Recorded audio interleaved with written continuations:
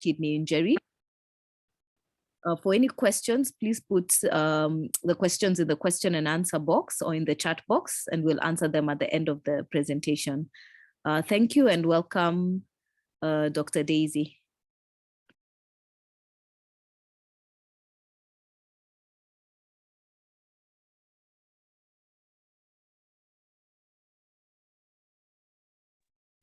Thank you, Dr. Mukokinya. My name is Dr. Daisy Odundo. As you've been told, I'm actually a fellow in pediatrics nephrology in my second year, fully final. And today I'll be taking you through severe malaria-associated AKI with more emphasis on how we'll manage it in our setup. So first things first,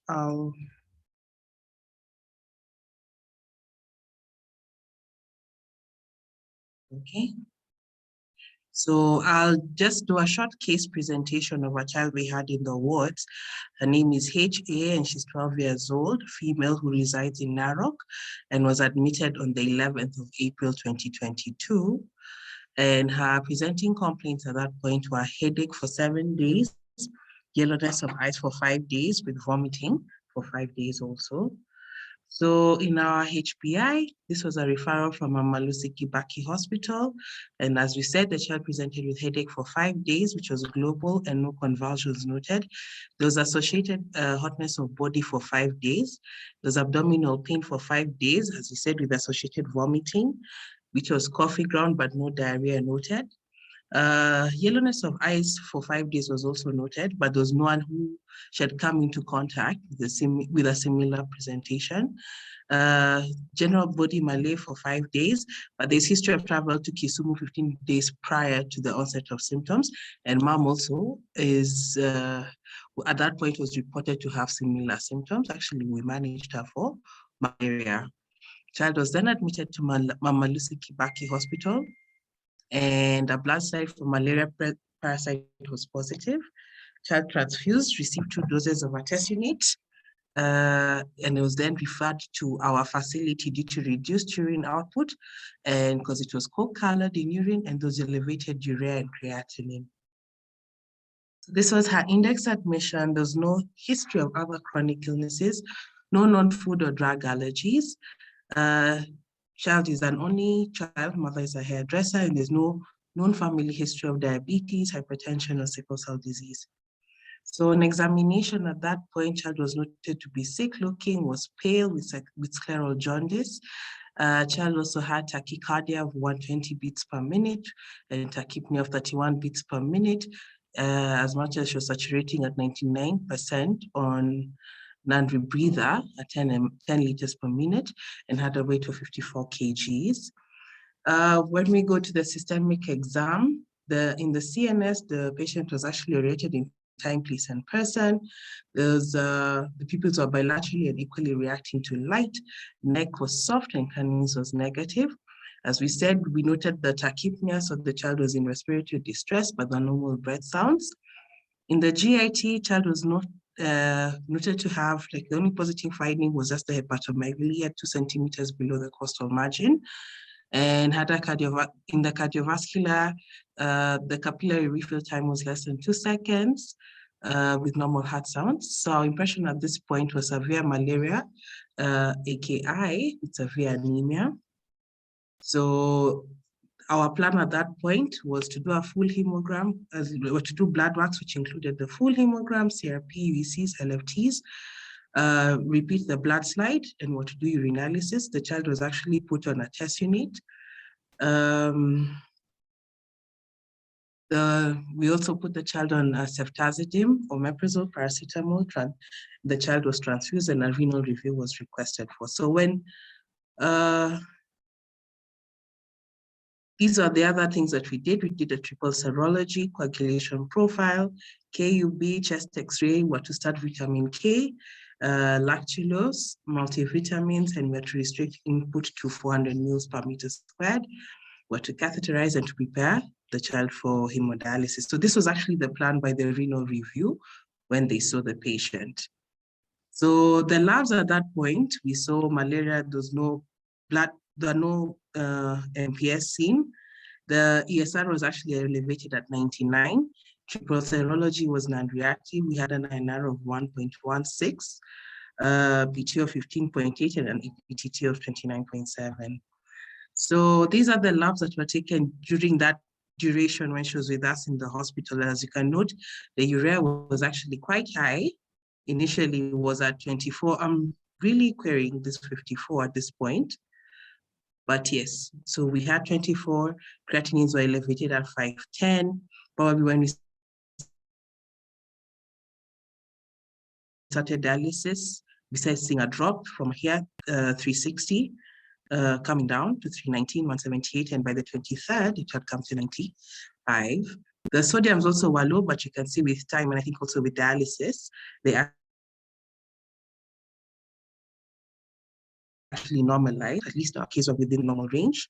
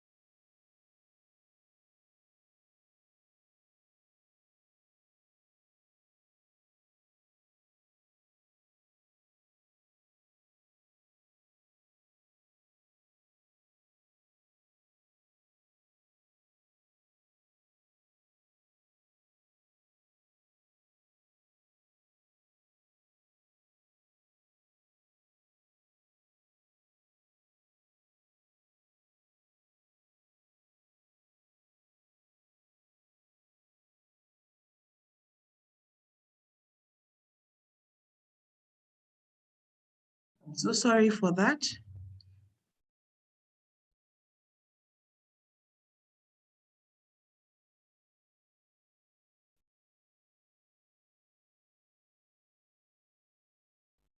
I apologize.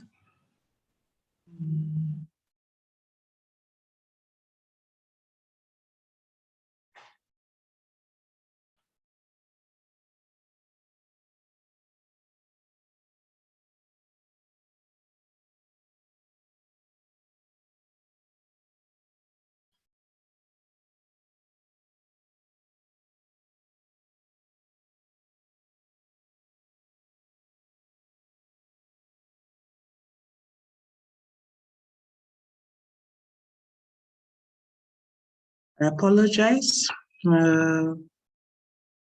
IT issues. I hope you can all hear me. So here we are again. We're just talking about the liver functions actually being deranged. As you can see, our bilirubins were elevated as TLT, GABA GT. Albumin was initially low at 16, but eventually normalized. LP, our CRP also was quite high at 230, 102, but with treatment, it came down to 16. Our initial WBC count was at 41, I think because of the treatment. We started on ceftazidime. Child got better. HB, I think we transfused. Initially, okay, those initially was 7, but you could see there was a drop from 4.8 to 5.8, and the child was actually transfused. It came up to 9.9.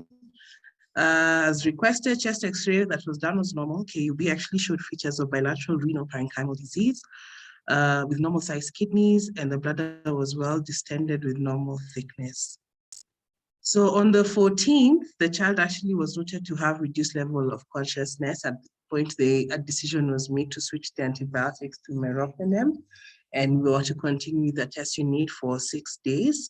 And child actually on the 16th was admitted to PICU for 1 day, but was actually transferred back to the ward. Underwent HD for 4 sessions before the child actually stabilized. And after the 4 sessions, actually the child was ambulatory and was just awaiting catheter removal. Neurocognitive was actually very okay. So we'll go to the gist of our discussion today, and we'll just start with the introduction. So acute kidney injury is emerging as a complication of increasing clinical importance associated with substantial morbidity and mortality in African children with severe malaria.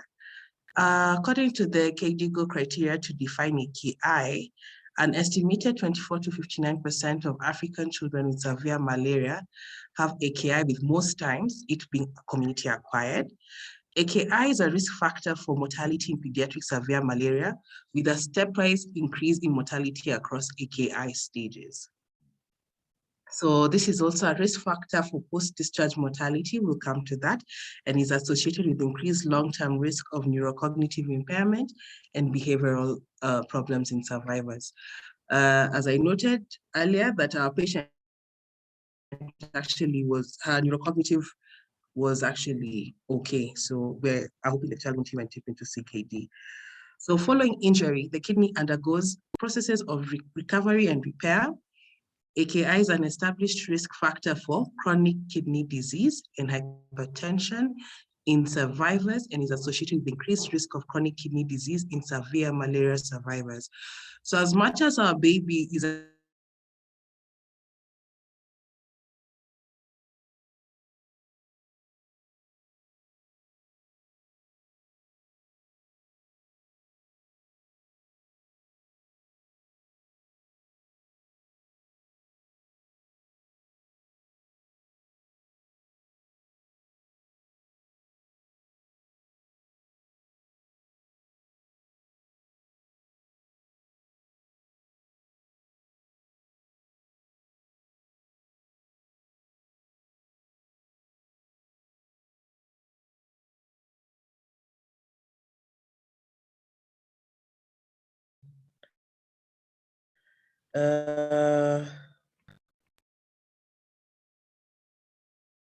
so we were here. I was saying, for this child of ours, it's not a child, once at least the child is out of danger, but this is a baby we need to follow up for a while, just to look out for the risks of chronic kidney disease. And if it's possible, it does get to that point, we try and nab it early and get, so the child can actually get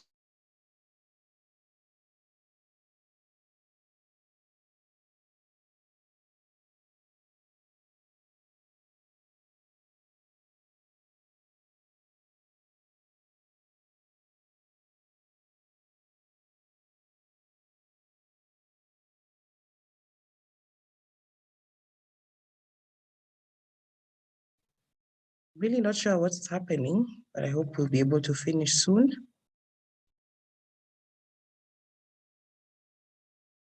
So the pathway is associated with AKI pathogenesis in the context of pediatric severe malaria, not well understood, maybe because we are not doing ideal follow-ups, but there's emerging evidence that immune activation, endothelial dysfunction, and hemolysis-mediated oxidative stress all directly contribute to kidney injury. We'll come to that. So this is just a reminder of the life cycle of the malaria parasite. Initially, they have the blood meal. It goes to, now it enters the exerythrocytic cycle, enters the liver cells, infects the liver cell. You get the schizont, which then ruptures, then goes to the blood cells, which now goes to the erythrocytic cycle, where you have the immature trophocytes. So they could either mature or they can form gametocytes, which will proceed to actually you can get another blood meal. And from that one, this macrogametocyte just grows, becomes an eukinete, oocyst, and the mosquito stage. Now that mosquito stages, you get now the ruptured oocyst, and it starts all over again. I think we've had this a lot, the staging of AKI. We have the two stages, is the P rifle and the KDIGO that we use quite commonly in the department. So P rifle basically just stands for pediatric risk, injury, failure, loss, and end stage. Yeah, and that's how we actually stage them. So you have in the risk, you'll have a creatinine clearance decrease by 25%. or the urine output is less than 0.5 mL per kilo per hour for 8 hours. In injury, the decrease is by 50%, or the urine output is less than 0.5 mL per kilo per hour for 16 hours. In failure, the decrease could be by 75%, or you have GFR of less than 35 mL per minute per 1.7.3 meters squared. Or if it's based on the urine output, it's less than 0.3 mL per kilo per hour for 24 hours, or if the child is anuric for 12 hours. Loss and end stage basically means in loss, there's persistent renal failure for more than 4 weeks. End stage, persistent renal failure for more than 3 months. In the KDIGO, you basically have 3 stages, stage 1, 2, and 3, almost kind of similar when it comes to the urine output. But here we talk about the serum creatinine. So in stage 1, there'll be an increase by 1.5 to 1.9 of the baseline. Stage 2, increase by 2 to 2.9 of the baseline. Stage 3, we said, is either increased by more than 3, or you have a creatinine of more than 354. Or if we, at this point, anyone decide to initiate on renal replacement therapy, has reached stage 3. Or if the patient has an eGFR of less than 35 mils per minute per hour, per minute per 1.73 meters squared. So basically what happens when we're talking about pathosis in AKI, or what actually takes place? Always remember these 3 things. Sequestration of the red blood cells. You could have increased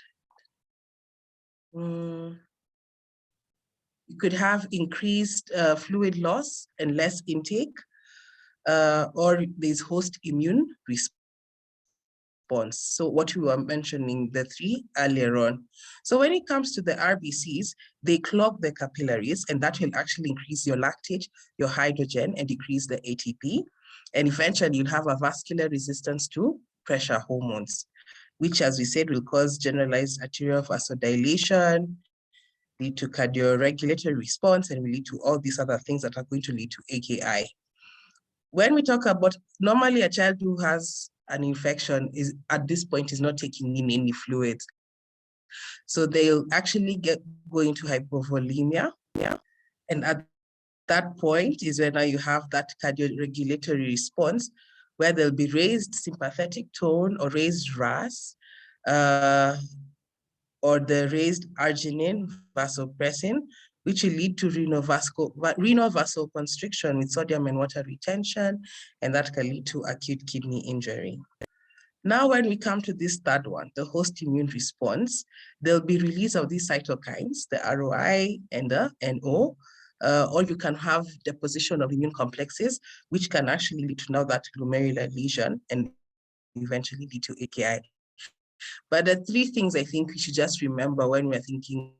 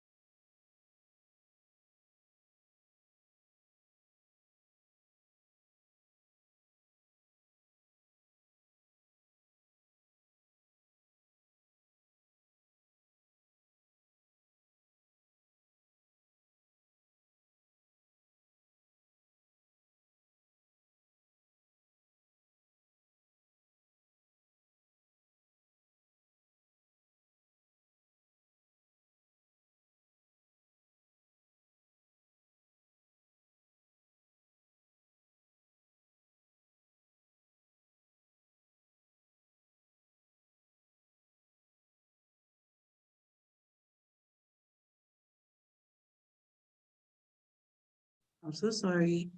I've tried to change my Wi-Fi to hotspot, so I'm hoping this will stop. I don't know why it's misbehaving.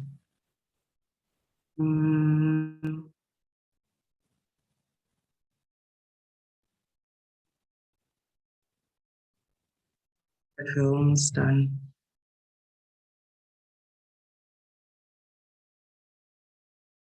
So basically, I was saying the things that we need to remember when we're thinking of malaria and AKI are these three things. When you have sequestration of the RBCs, there's increased fluid loss and less intake, and you can have post-immune response. So basically, this is just a repetition. What is not so the topic is what is known on the etiology and the pathophysiology of severe malaria-associated AKI.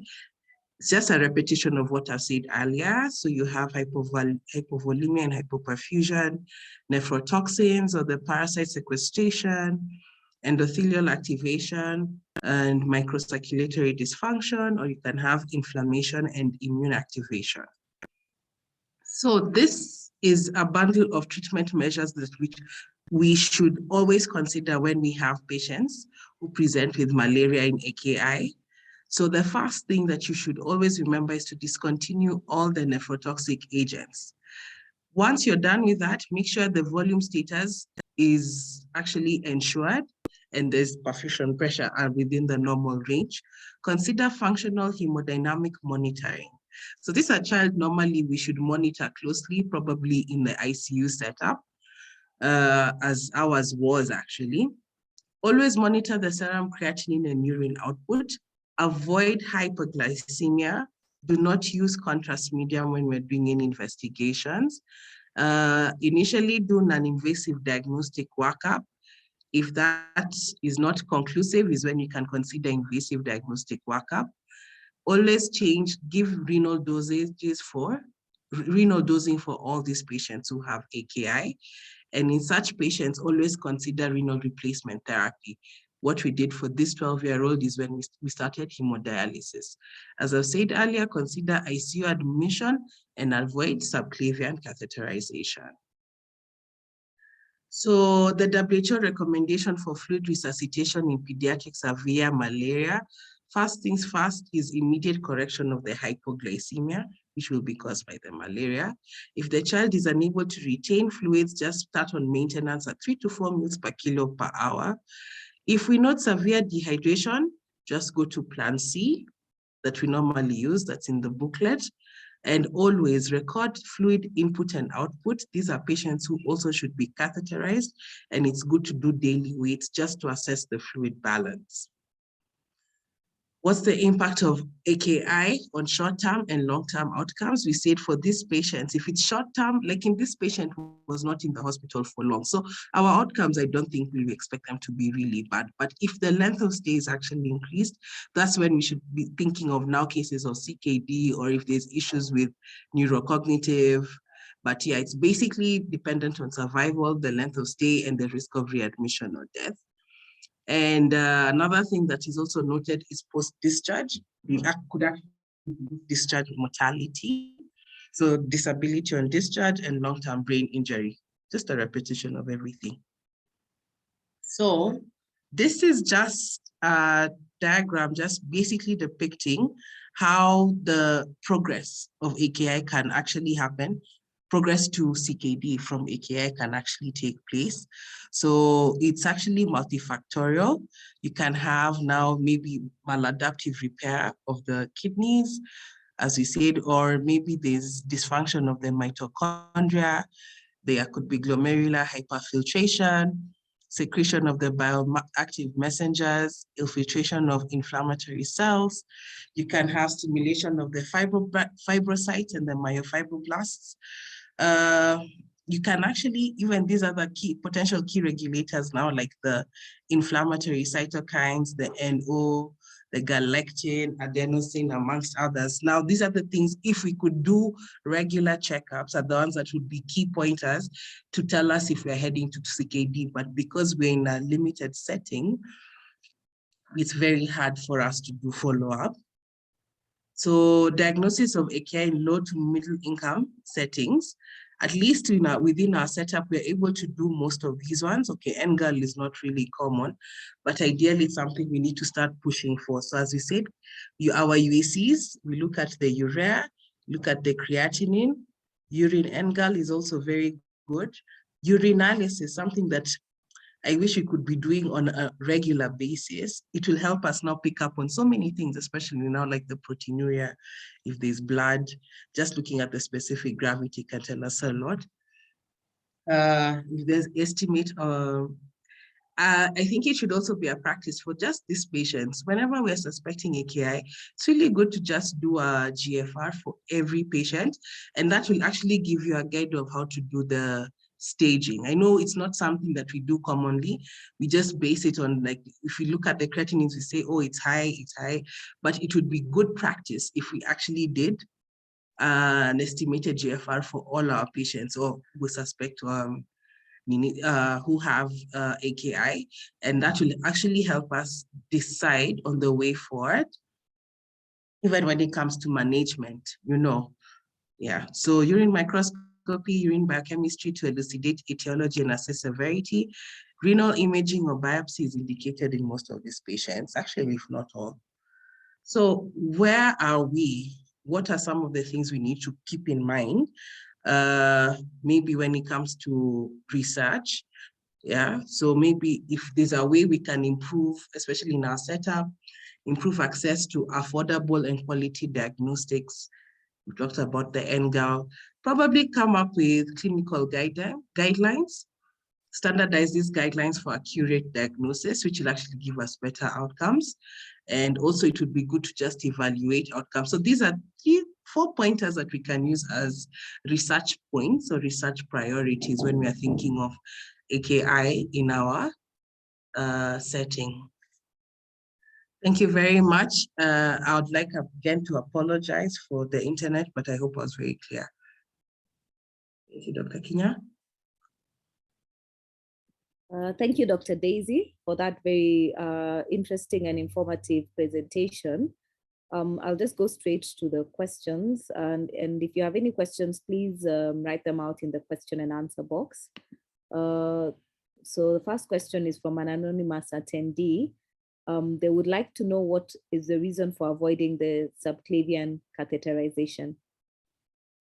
So it's not our first place. It's good to actually just utilize now the jugular initially. And also once we go to subclavian, I think we'll be running out of options because we do have complications of HD, some actually blocking and stuff. So it wouldn't be advisable to go through that first.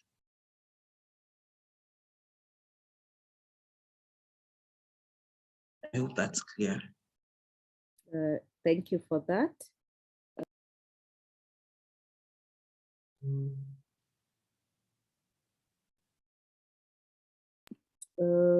Another question is, can you use GFR to determine whether a patient will require dialysis?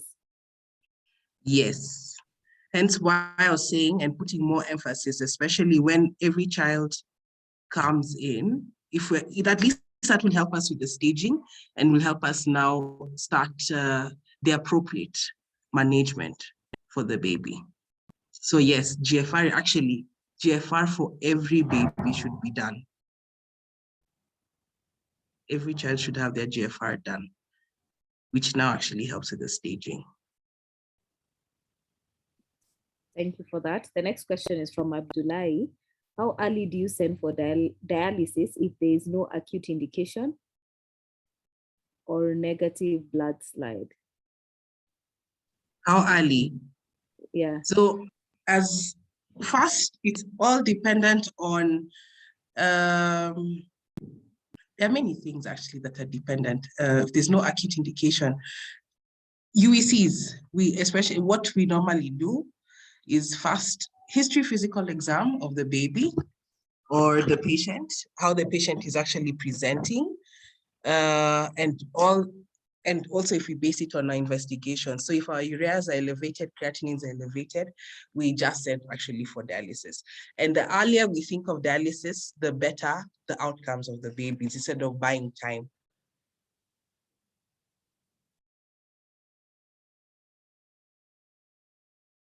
I hope that answered. Thank you for that. From Cecilia, how should one approach a situation where there is protein in urine, 3+, in a 3-year-old child who has non-peaking bilateral edema? Thank you, Cecilia. That will take a lot. Maybe 3+ is actually a lot. Maybe we're thinking of nephrotic syndrome. If there are other markers, it would be good if we're actually thinking of nephrotic. Would think of what else? It would be good to take the weight, do the UECs of this patient, do a lipid profile, and also just check the pressures of this child initially. But 3+ is not something that would actually dismiss. And also check the albumin levels, because this patient could actually have low albumins. Yeah. And if need be, and if all these things tie up, it would be good to get a nephrologist review.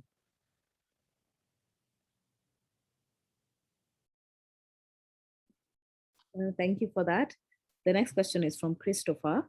In case this child is also on ART or starting ARTs, are we allowed to use TDF, which is the most suitable regimen, if we haven't confirmed chronic kidney disease? I think this is in terms of the medication, the nephrotoxic medication. So this is in relation to dialysis? Okay. If the child is on ART, ARVs. Okay. Yes. So far, so I've not seen any. Okay, since it hasn't progressed to CKD, I think we should just continue instead of changing the child's regimen. But once the child actually stabilizes, because when we are thinking of dialysis, we want to, our basic issue is just the acute issue. So if we can sort that out, then maybe with time as they're on follow-up, is then now we can think of changing the treatment, being a nephrotoxic drug. But at that moment, we wouldn't change it.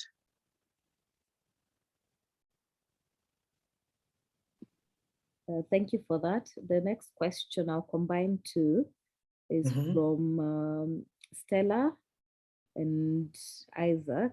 They're asking whether for this patient, would it be possible to do, so either this is a Lasix challenge or a fluid challenge before dialysis? One thing I'd want to repeat again, we don't do Lasix challenges anymore. It's not that common. First things first, let's say, that's why we needed to come up with actually proper guidelines, especially when we're thinking of AKI. Most times, especially when we have neonates, if we have the sodiums really elevated, that's where at this point is when we're going to do that fluid challenge. But even if you think that it's slightly high, the urea is a bit elevated, creatinine is a bit elevated, first things first, it's always safer to just go the dialysis route. Yeah, because you'll tend to get better outcomes. So avoid Lasix. Fluids is maybe when we're doing just before we have the catheter inserted, be it PD or HD, we actually need to make sure the child is actually well hydrated. But fluids start, that's fine. Lasix, no. But yeah, and the earlier we do the dialysis, the better the outcomes.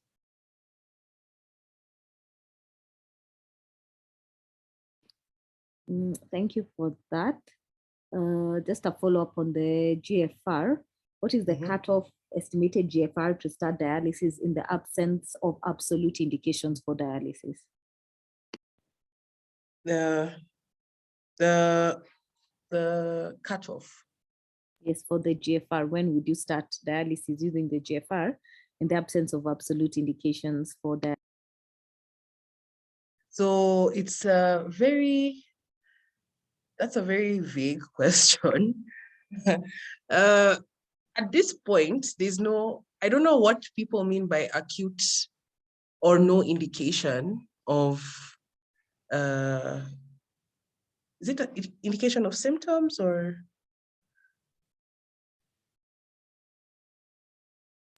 If they don't have any in the absolute, I think, indications for dialysis, there are no other reasons for dialysis. Probably if our, okay. So most times it's actually dependent on that. If we have any, most times it's just acute, if we have symptoms that will lead us to dialysis. But if your creatinines are also elevated, you can see you have deranged renal functions, we'll still take. Even if the patient looks stable, we'll still take. But in all honesty, when you have deranged functions, there's a way children will present. So they won't have just acute. They won't just not have any symptoms. There'll be something that will trigger. But as I said, and I'll still repeat, the earlier we do dialysis, the better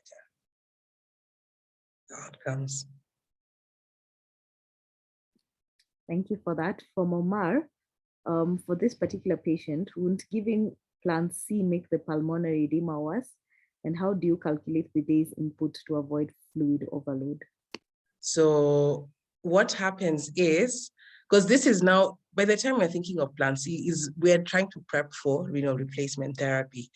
But what we normally do in the unit, once we start dialysis, we basically give the output, and especially if it's a patient who has edema, as you're saying, pulmonary edema, we normally replace the previous day's output as the input of the following day. I don't know if that makes sense. That is if they're on dialysis. And the things that we need to consider as part of the output is probably ultrafiltration, the insensible water loss. If there's any stool, urine, we'll calculate all that.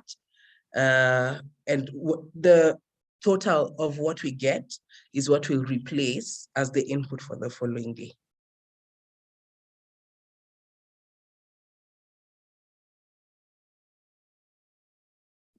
Thank you for that. From Abdullahi, what when a patient, for a patient with the post-dialysis, long-term follow-up, how often would you repeat the UECs? So these are patients. It's initially, we do very close, once they leave, I think, okay, ideally probably want to do maybe 2 weekly or something if they're on dialysis, but now we can do follow-up like on a monthly basis. If we see they're stabilizing is when we can increase the duration to maybe 3 months. But after dialysis, maybe 2 weeks, 1 to 2 weeks in, just to see how the child is doing. But we follow up these patients in the clinic on a regular.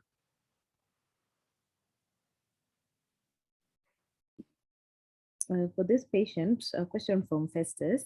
Does dobutamine still play a role in such cases? I haven't seen so far. Maybe if we don't get any good outcomes, but so far I haven't seen. I haven't seen such cases. I've not seen any role of dobutamine at the moment.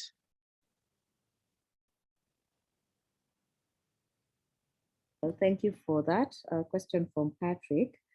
Thank you for the informative and insightful presentation. 2 questions. When would you decide, it's a repetition, to dialyze AKI in children, and what would you look for in terms of specific gravity of urine? When we're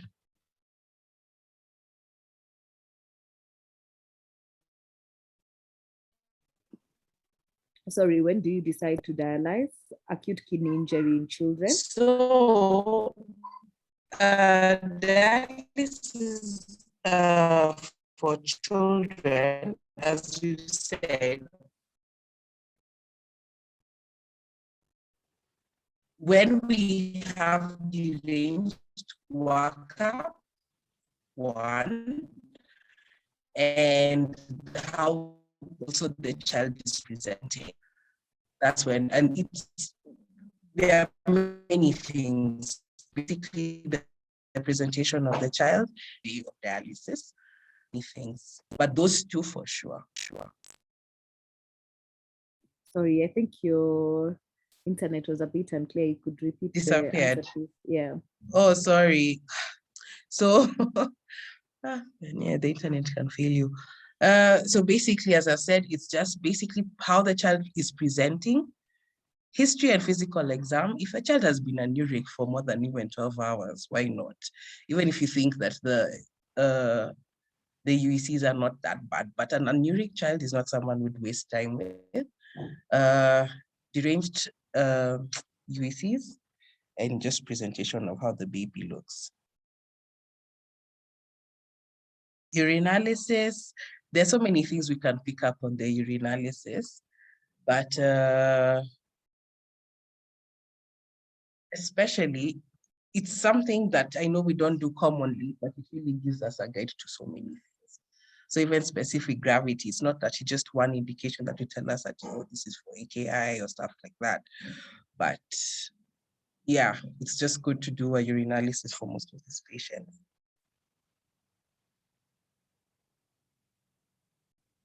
Thank you for that. The next question is from Michael. How do we prevent acute kidney injury in malaria patients, and why should we avoid hyperglycemia? How do we prevent? Is if we start treatment very early, I think, especially when they have uncomplicated, but it's a bit hard to say will prevent. It's also how the time the patient presents. It's very dependent on many things. Presentation of the child, did we treat as appropriately, maybe from uncomplicated, did we give the right dosaging and stuff like that? So that's how we ought to prevent it. But yes, if it does show up, and it's actually a common, the thing is that I don't think people realize, but nowadays it's a very common presentation, and it's something we really need to look out for in children with malaria. I know we always think of it as a loss, like a late complication, but in all honesty, it's part and parcel of now the malaria condition. So it's a bit hard to say that you can prevent it. It's what I'd say is look out for it in every child who actually has malaria. That's okay. And hyperglycemia could actually worsen the condition. So it's good to actually make sure. And for every patient, it's good to just make sure the child is euglycemic. So it could either be hyperglycemia or hypoglycemia. If we can correct all that, it's just worsening of the symptoms, hence why we need to be euglycemic.